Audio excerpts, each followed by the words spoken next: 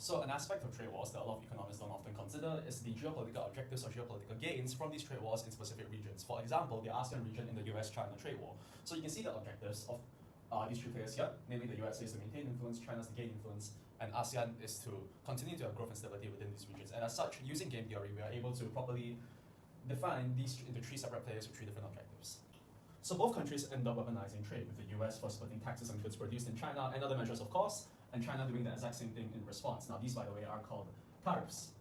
And you can think of the intention of tariffs as sort of like one country trying to boycott another country, right? You stop buying their goods and you stop making goods produced there. And what actually ends up happening is now there's all this leftover demand and leftover supply of goods from both China and the USA, right? Because they are no longer able to trade with each other, and hence they have to find another country or another partner to sell and produce all their goods in. And as a result, you find that they end up shifting their trading increasingly to ASEAN instead. And from an ASEAN standpoint, you're basically thinking to yourself, how can I gain the most out of the situation that I am in, right? And of course, in this dilemma, you might think that the only option is to either pick one, either the US or China, and ally with them. But what ASEAN has actually done instead is a concept known as hedging.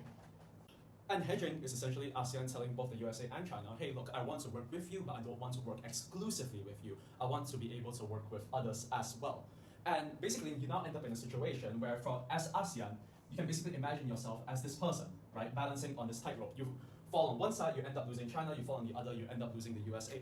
But while you are on this tightrope, you are able to maximize opportunities from both countries while completely negating any risk you stand to face from siding with either.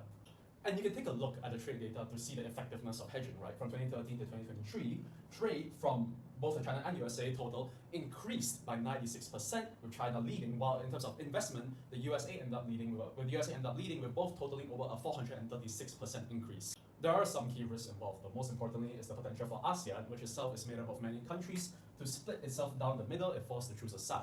And that's not to mention the increasing economic reliance that the ASEAN has on both the USA and China, which could potentially subject them to political pressure and end up with them losing their independence. This is especially important when you consider real-world situations such as the South China Sea, where it is currently being contested by both China and ASEAN countries. With a growing reliance on China, these ASEAN countries could face potentially losing their territorial claims there. At the same time, though, a growing reliance on the USA could instead lead to China pulling out of their Belt and Road Initiative as well as their RCEP, which would also be detrimental for ASEAN.